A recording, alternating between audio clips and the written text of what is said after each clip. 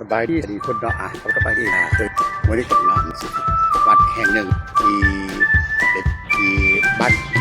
ตะก้อนอดีตข้าพเจ้าเคยอยู่เนาะอยู่ใกล้ๆอยู่ทางหลังนี่เนาะเรื่องหลังเคยอยู่ในพื้นที่แต่เมื่อก่อนแต่เดี๋ยวนี้มันพัฒนาแล้วคือว่าหลากหลายเลยเกิดเหตุหลากหลายอันนะที่ขึ้นมาจุดนี้เนาะวันนี้ก็อยากเล่าให้ครับ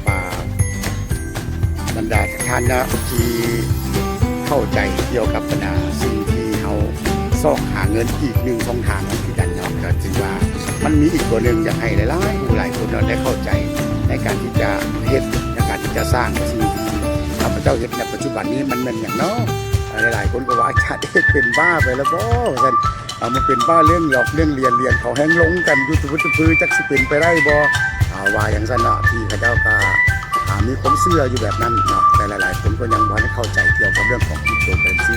อย่างแท้จริงเนาะสำหรับข้าพเจ้าก็ได้พลาดโอกาสหนึ่งไปที่เฮ็ดให้ตัวเองนี่ถือว่ามันเสียโอกาสไปสุดเลยเนาะในชีวิตนั่นก็คือพลาดโอกาสในบิตคอยน์เนาะที่เมื่อก่อนเราเห็นมันบ่มีมูลค่าบ่มีราคาโอ้มันเป็นเกมธรรมดาเรียนเกมอย่างทุกอย่างมันก็เปลี่ยนขึ้นสูงไปได้แม้กระทั่งปัจจุบันเนี่ยมันเคยขึ้นสูงสุดคือ130,000 เหรียญแต่ลงปัจจุบันนี้60,000 กว่านะ60,000 กว่า64,000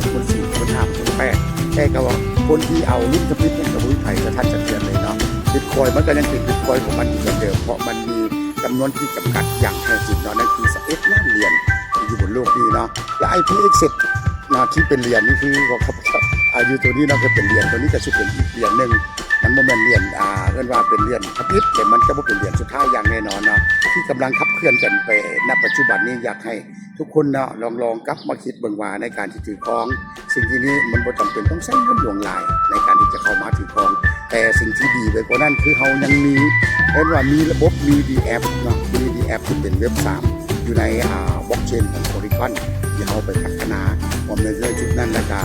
ให้มันเป็นดิจิทัลไลซ์และทุกคนที่ได้เป็นผู้สร้างนี่ก็ได้สละในสิ่งเหล่านี้ให้เป็นสาธารณะไปหมดแล้วเวลาเงินเข้าไป100มันก็ออกมา100โดยที่เขาบ่ได้เอาไปลงทุนยังดังนั้นคือการไปช่วยอยู่ช่วยครูเนาะอยู่ในระบบตรงนี้เนาะเฮาช่วยมือก็ช่วยเฮาแต่มันจะเริ่มจากน้อยๆนะจากเงินที่เฮามีอยู่ในกระเป๋าพวกเท่าใดเนาะเป็น 3-4 แสนกีบประมาณนี้เนาะก็เริ่มต้นได้ละน้องคนไปแต่เฮาสูงสุดก็บ่เกิน5 ล้านกีบเนาะแต่คุณก็สามารถถือครองได้แล้วก็สามารถมาสร้างรายได้ในจุดนี้เนาะอยากได้อยากรู้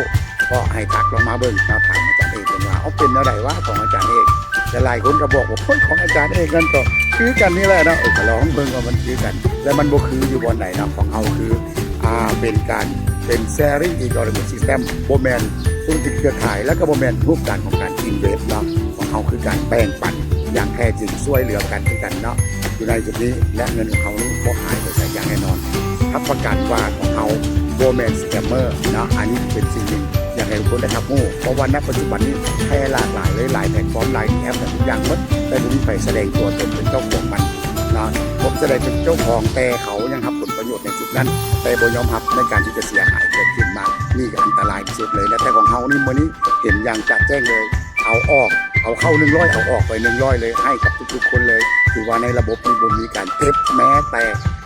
1 เหรียญเนาะก็บ่เคยเก็บเนาะของเฮานี่จะมีควบคู่กันไปเลยนั่นก็คือ USDT พร้อมกับเหรียญที่ให้ทุกท่านครองเป็นสินทรัพย์ดิจิตอลในอนาคตจะมีราคาสูงขึ้นอย่างนอนณปัจจุบันนี้มีราคาแต่มูลค่ายังน้อยอยู่เท่านั้นเองเนาะให้มาลองคิดลองพิจารณาเบิ่งว่าสิ่งเจ้าเฮ็ดมันแม่นอย่างแท้เนาะเดี๋ยวนี้ก็ขอฝากเล็กๆน้อยๆประมาณที่เนาะบ่เอายาวเนาะบ่ยาวหลายกะมันบ่เข้าใจเป็นซื่อๆเนาะโทรมาถามเลยเด้อผู้ใดอยากรู้อยากเข้าใจอยากมีไปเนาะสอนฟรีแล้วก็ว่าให้เป็นคำปรึกษาฟรีเลยอย่างนี้เนาะขอบใจเนาะสบายดีกัน